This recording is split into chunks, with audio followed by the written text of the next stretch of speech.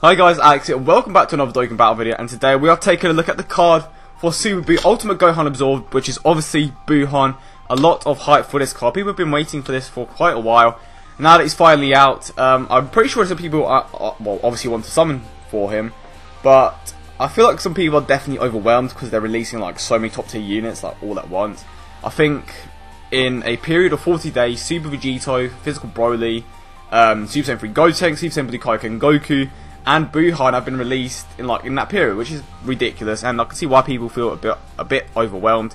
And they haven't really released any like stories, so you can't farm the stones or anything. You obviously want to go ahead and pay, which is a bit odd. I don't really know what their plan is for this.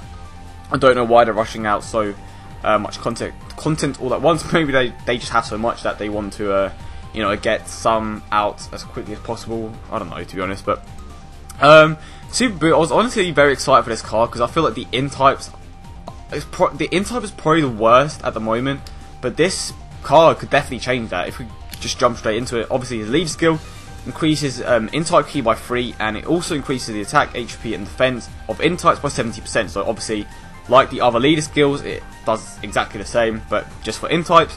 And I don't know if you guys know, well, knew, but basically there was like a Dokkan Battle live stream, and they were talking about some of the features that they wanted to implement into the game, and they basically said that they wanted to give dupes another purpose, or just more purpose essentially, instead of just raising super attack.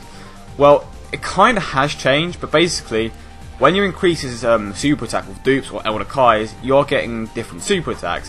I kind of wish that you are capable of doing the same thing for your older cards, but it seems like, pardon me, from now on this is what it's going to be like. The more you raise your super attack with dupes or Elder Kais, like the better the super attack will be essentially. So the super attack from level 1 to level 4 is just the basic Kamehameha, and it does immense damage. Super attack level 5 to level 9 changes to Vice Shout, immense damage, and lowers attack and defense. And super attack 10 hasn't really been translated very well because it's something to do with probability. I'll probably put an annotation or something. But basically it seems like that when you finally get him to super attack 10, there is a probability that he does a different super attack. Basically what it sounds like is that there is a 30% chance that you can do the Super Ghost Kamikaze attack, which does immense damage as well, and according to this it also reduces the attack and defense by 30%, something along those lines. But basically as you level up your super attack, you're changing it to a different one that has a different ability clearly. So I just quickly gonna go over that. Basic Kamehameha, Vice Shout, and then Super Ghost Kamikaze attack. Now let's move on to his passive, which is debatably the best thing about these cards.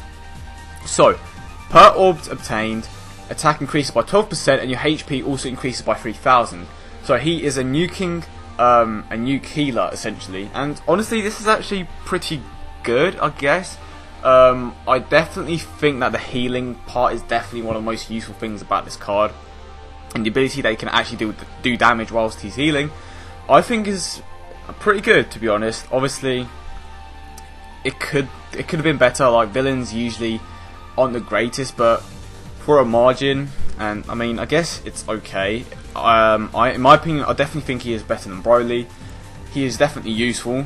Obviously he is this INT leader, but if we have a look at his link skills, he has Margin, Big Bad Bosses, Metamorphosis, Shocking Speed, Kamehameha, Wall Standing Tall, and Fierce Battle. So his links, I mean, he just has the typical boss Margin links.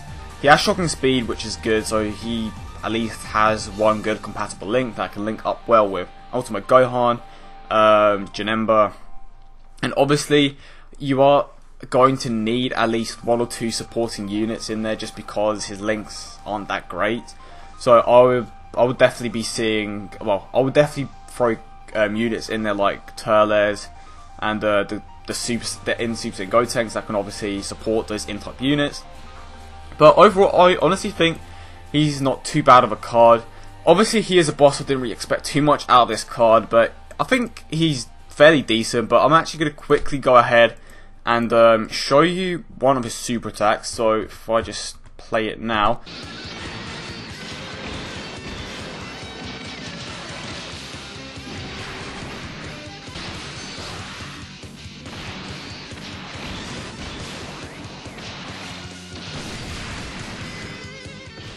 So you just saw the two super attacks. The first one seems like it's the Ghost, Super Ghost Kamikaze attack, and obviously the second one seems like it's Vice Shout, or I don't know, to be honest. It looks a bit weird. I think there's a probability that you can do one of them more than the other, and I think that there is a 30% chance, as I said before, that you do the first one, which seems like the Super Ghost Kamikaze attack. But if you don't, obviously get like in that percentage, you do the second super attack. But honestly, you're going to be very hard to kill if you have this Buuhan. Obviously, you're going to have like what, over 150,000 health, depending on the units that you have. And not to mention the ability, like the fact that he can heal. Like I've seen it in action. Like it's part of the gameplay that you guys just saw. It looks absolutely ridiculous because you're basically getting 3,000 HP per orb that you can collect, and like the amount of orbs that you can collect can be a ridiculous amount of time. Sometimes it can be a small amount, sometimes it can be a bigger amount. And because of this, you can actually bring more items. You don't have to rely on your healing items to obviously heal yourself in battles. And if I'm not mistaken, I think that's it. Obviously, the main things about this card, as I said before, is the ability to heal. And honestly, when you combine it with stunners, it's going to be very hard to lose when you're taking on some of those Dokkan events, to be honest. I think it's having this card definitely makes certain things a lot easier, especially when you have this healing ability. The nuking ability isn't that great in my opinion. Obviously you are going to be doing a ton of damage, but I definitely feel like the biggest standout thing here is definitely the leader skill and his ability to heal. And before I do end this, I've just been thinking about like what the ideal team would be for this. And obviously you would have a double Buuhan lead, probably Turles, Janemba, Ultimate Gohan, and probably two supporting units. You already have the Turles in there. I would personally throw in INT Super Saiyan Goku. I believe he changes orbs to INT, and probably the INT Super Saiyan Gotenks as well, because honestly with those three in there you're definitely going to be getting more than enough support. And not to mention Turles also has a high chance to stun, and the INT Super Saiyan Goku actually has a rare chance to stun, so you have two stunners in there, which is also pretty good, but you also have some pretty big damage dealers in there as well. But that is the video, guys. I hope you enjoyed it. Leave your opinions down below. Do you think this card is good or not?